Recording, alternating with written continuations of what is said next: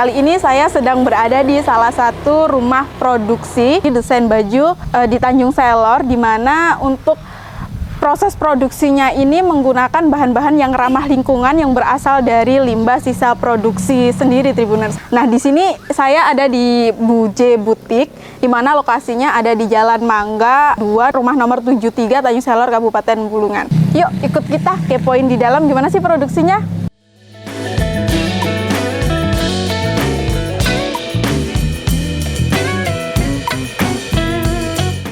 Oke Tribuners, kali ini saya sudah bersama owner dari Buje Butik, yakni Ibu Zainab. Kita kepo-kepo yuk sama Bu Zainab. Halo. Selamat pagi Bu. Pagi. Bu, gimana kabarnya Bu? Baik. Ya. Bu, ini untuk baju-bajunya ini memang custom atau seperti apa Bu? Ini ready to wear, custom juga bisa gitu. Kalau untuk bahannya sendiri Bu, ini kalau nggak salah pakai bahan-bahan sisa limbah produksi Bu ya? Iya, ada yang memang didesain utuh gitu ya, utuh. Jadi kain-kain memang dari daerah, jadi produksi pengrajin-pengrajin daerah. Nah, sisanya saya manfaatkan lagi untuk jadi produk lagi, jadi tidak menimbulkan sampah dan menghasilkan uang juga gitu. Jadi beberapa misalkan kalau ini masih utuh, saya desain utuh kan, beberapa kombinasi hanya sedikit. Tapi nanti pas saya lihat ada sisa apa, baru saya kepikiran tuh mau dibikin apa. Nah seperti ini sisa-sisa yang nggak mungkin kalau saya buat baju utuh kan hanya sedikit misalkan ya, jadi saya kombinasi lagi gitu. Terus ini masih besar sih, masih besar sisa-sisa limbahnya. Kalau paling banyak nih Bu, orang-orang biasanya pesan yang gimana sih Bu, model yang apa biasanya? Biasanya kalau custom mereka itu datang mau baju yang utuh yang persentase batiknya banyak, misalkan 60-80, sisanya biasa saya suka tawarin tuh, sisanya ini mau diambil atau mau dibuat lagi, saya bilang gitu kan, karena kalau diambil pun nggak apa-apa gitu kan, karena memang haknya mereka kan. Kalau memang saya nggak usah lah, disimpan aja, berarti kan saya kreasikan lagi lah gitu, seperti apa gitu. Nah ada juga yang saya mau satu kain ini jadi dua misalkan gitu, jadi yang satu 80% kain utama misalkan ya, kain batiknya atau kain tenun gitu. Nah sisanya itu dikembalikan ke saya, mau dibuat apa terserah bilangnya gitu, modelnya gitu seperti itu. Berarti ada yang utuh, ada yang anu Bu. Nah ini sisa-sisa juga, ini sisa-sisa saya gabung, saya desain ulang gitu. Berarti ini desainnya dari Ibu sendiri Bu ya? Iya betul. Bu, boleh nggak sih kita ikut lihat produksinya Boleh, seperti apa? Ayo.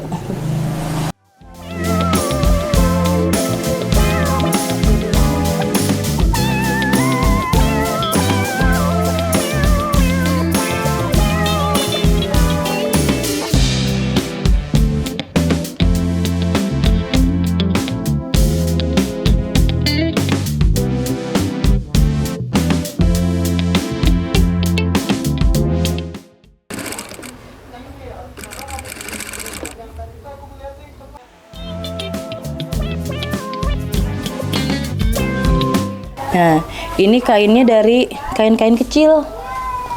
Oh, yang sisa-sisa yang nggak bisa lagi jadi baju utuh kan? Sisa-sisanya saya buat seperti ini. Kalau terkait dengan plastiknya ini Bu?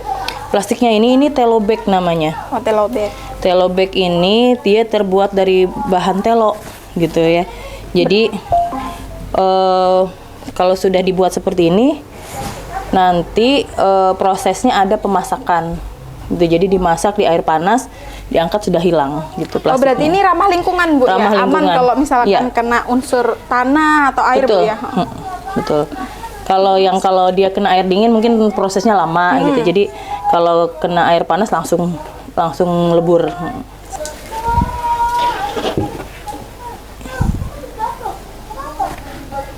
Ini kalau sudah yang dilebur tadi sudah dipotong, dilebur plastiknya, baru kita kasih pengeras gitu bagian dalamnya.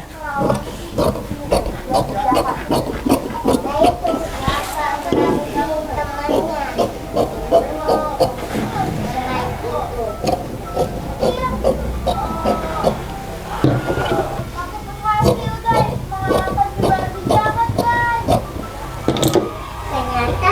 aja nggak susah.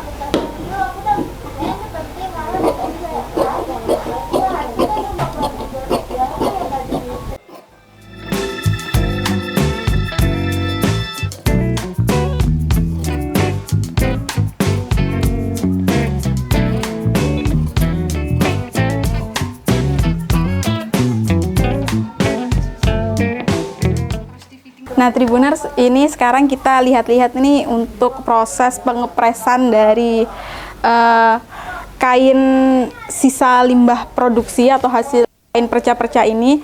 Ini ditempel dengan kain apa, Mbak? Tadi? Trikot. Kain trikot. Nah, yang hitam ini kain trikot, Tribuners. Kain trikotnya ini dipotong ukurannya sesuai dengan model bajunya yang akan digunakan untuk baju atau polanya, dan dilakukan pengepresan menggunakan setrika.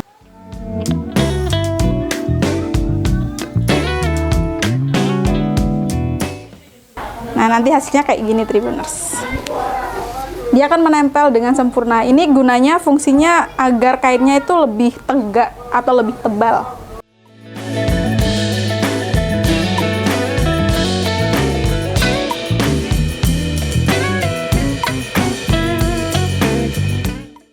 Nah, Tribuners, untuk proses selanjutnya setelah dilakukan pengepresan tadi, kita akan melakukan proses penjahitan.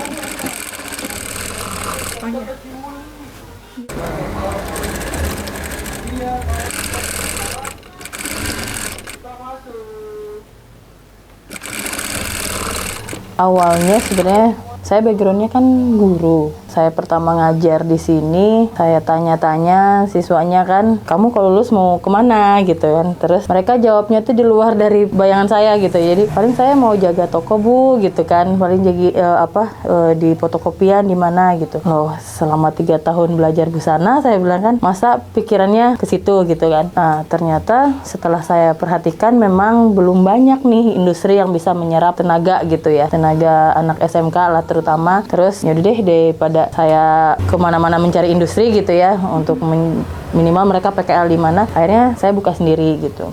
Jadi di tahun 2018 itu saya buka sendiri, masih kayak custom gitu ya Mbak ya, custom, jadi terima pesanan baru dikerjain gitu. Nah, kesininya mulai nih gitu ya, saya udah punya konsep, saya pengen bikin baju jadi nih gitu kan, lalu merambah juga ke seragam-seragam gitu. Nah, yang penting awalnya saya hanya untuk menyerap tenaga lulusan tata busana gitu kan. Nah, di tahun 2018 itu saya buka kesininya mulai dengan penjualan offline, e-katalog, online juga gitu. Untuk ke arah limbahnya itu belakangan 2 tahun terakhir gitu. Jadi 2 tahun terakhir saya diajak Bank Indonesia untuk mengikuti fashion show di Jakarta. Di sana ternyata sudah benar-benar mengangkat topik sustainable living gitu ya. Jadi berkelanjutan. Jadi sebenarnya bukan hanya sebatas sampah gitu, bukan gitu, tapi bagaimana tempat industrinya nyaman gitu kan. Jangan sampai tempat industri malah sebelahnya itu ada tumpukan kain gitu kan.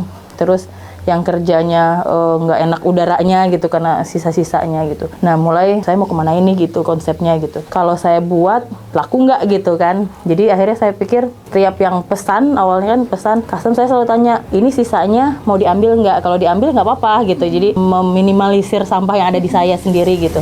Jadi ada yang memang sisanya saya bawa aja, soalnya mau dibikin apa, dibikin tas, dibikin apa gitu ya. Oh iya nggak apa-apa. Setelah itu akhirnya ada juga yang saya mau satu kain ini dijadikan 2 baju. Misalkan yang satu paling persentase batiknya hanya 20%, 10% gitu. Yang sisanya full gitu. Yang di industrinya juga kalau ada sisa-sisa gitu ya, sisa-sisa ya akhirnya mereka yang nggak mau bawa kainnya gitu, sisa-sisa kainnya ya saya buat gitu. Akhirnya saya buat, lalu mulai ikutkan di pameran-pameran gitu.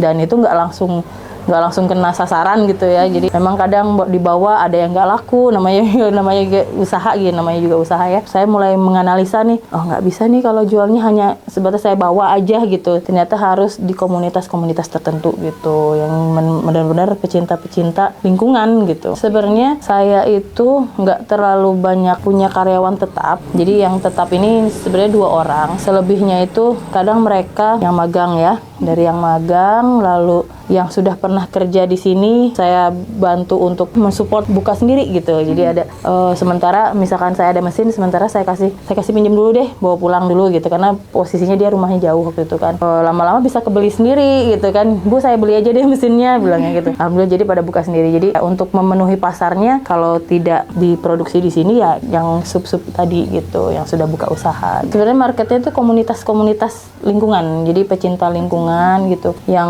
benar-benar mereka concern di limbah industri gitu, mau limbah plastik, mau limbah apa gitu, limbah kain. Mereka lebih interest orang-orang yang dari lingkungan seperti itu gitu.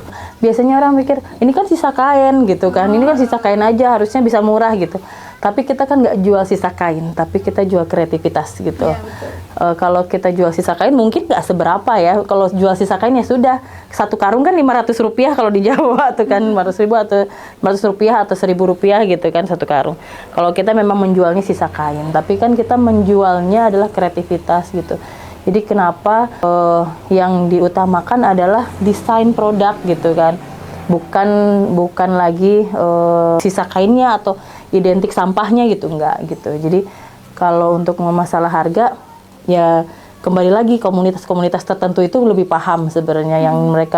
Yang mereka lihat itu kan bukan sebatas barangnya apa, tapi prosesnya yang dibuat di situ. Paling murah itu di angka 250 ya, 250 bisa lebih karena kan tergantung bahan pendampingnya lah, istilahnya bahan utamanya kan itu ya dari sisa-sisa, yang lain-lainnya dan kreativitasnya itu yang kita hitung. Kalau untuk baju-baju seragam melalui e-katalog itu estimasinya di angka 30 sampai 100 jutaan. Untuk yang seragam-seragam kan. Tapi untuk ready to wear gitu kan, ready to wear yang ready itu bisa di angka 10-15an gitu, masih minim sih gitu ya untuk skala domestik lah istilahnya kan. Kalau custom, nah ini custom yang lumayan sih sebenarnya. Jadi kita tuh nggak bisa menyamakan setiap bulan sekian gitu kan. Nah yang custom ini biasanya tergantung, kalau dress berapa gitu. Dress itu bisa di angka 7 sampai 10-an ke atas gitu. Kalau ready to wear itu sama yang baju-baju yang sudah ready tapi yang dari limbah itu kurang lebih sampai 10 sampai 15-an. Karena kita pakai Google Ads, penjualan yang langsung lewat sosial media kan, ada yang sampai ke Brunei, ya ada nyangkut alhamdulillah gitu ya. Terus ada yang ke Jawa juga ada gitu. Jadi bukan hanya sekitar Kalimantan kalau menggunakan online ya, tapi kalau offline ya, itu teman-teman di Kalimantan Utara sudah alhamdulillah. Nah Tribuners, kita tadi sudah bincang-bincang ngepoin Bujay Butik sama ownernya langsung, yakni Bu Jainab, gimana proses produksinya hingga sampai di mana sih segmen market untuk penjualan dari produksi Bujay Butik ini. Bu Jainab, terima kasih untuk waktunya hari ini. Mungkin bisa disampaikan kepada Tribuners khususnya di wilayah Kalimantan Utara, kalau mau pesan itu di mana sih Bu? Untuk pemesanan itu bisa offline juga, datang ke Jalan Mangga 2 nomor 73. Di situ ada Bujay Butik, jadi datang aja, rumah warna putih. Untuk sosial medianya Bujay Official di Instagram. Untuk TikToknya ada Bujay Butik Official juga. Lalu untuk pemesanan secara WA, untuk appointment boleh di 0852 4921 8478. Untuk pemesanan e-katalog juga bisa melalui Garmanda Kreatif. Oke Tribuners, tadi itu untuk sosial media dari Bujay Butik, nanti bisa dikepoin buat Tribuners yang suka banget sama dunia fashion. Oke Bujay, terima kasih. Sama-sama. Bu Jainab untuk waktunya hari ini. Sama-sama, makasih banyak ya. Download Tribun X sekarang, menghadirkan lokal menjadi Indonesia.